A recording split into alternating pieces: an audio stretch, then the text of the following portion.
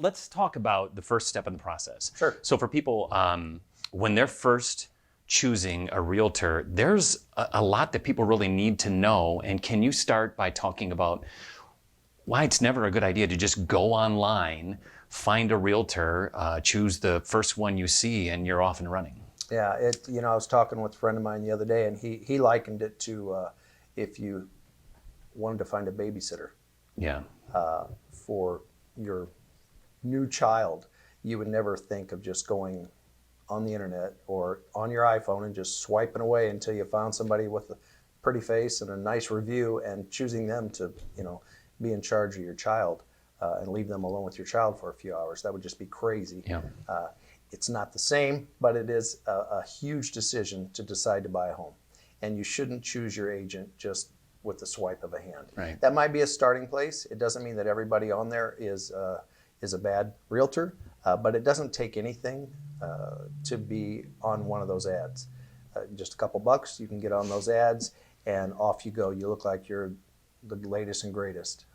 Well, now wait a minute. So what if you look through their list and you see, oh, there's like 4 or 5 good reviews. They must be a fantastic realtor. Yeah. My grandma gives me a really good review, and so reviews are helpful. Again, the internet is helpful. Reviews are helpful. They are not the end all. You're going to be working with someone to help you buy a home, and this process is going to last anywhere from 45, 60 days, sometimes months and months, depending on what you're looking for, how long you're going to be in the process. If you're selling your home and buying, you may be with this person for a long time, and you need to make sure that you're very comfortable with them. Right.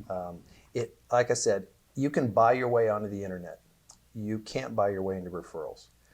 You have to have a proven track record to get referrals from past clients. My business is based on referrals. Well over 90% of my business comes from past clients that are reusing me or have referred me to their friends and family. And that's something I work very hard to sustain. You want to make sure that you're working with someone, and I don't think I'm the only good one out there. I say that because it sounds humble, but I am really the only good one out there. But there are, you need to know that you're going to have somebody who really understands what you're looking for, your financing, just all the ins and outs of your situation, and just to randomly choose somebody. You would never do that on any other big decision in your life. So Randy, but you really are one of the great ones out there. And one of the great things about what you do is you sort of liken this to a dating process. You really want people to get to know you first before they really dive right into this process, right? Right. So I will often meet people for the first time without screening them really well, because I want to get face to face with them. I want to have that first date, so to speak. Yeah. And they need to do that as well. They need to find out if they're comfortable with me, get a feel for my value, what I'm bringing to the table for them. It's a scary thing. It should be a scary thing for a buyer just to call a sign in the yard. Yeah. They drive by a house and there's the sign, and I'm going to call that realtor. Well, that can be might be okay. Yeah. Chances are you might find a good realtor or someone that you're comfortable with. There's also a good chance that you're going to fall in love with that house, but not have the warm and fuzzies about that agent. Right. And you know what? There are actually people who don't have the warm and fuzzies about me. Yeah. I don't understand that, but they're out there.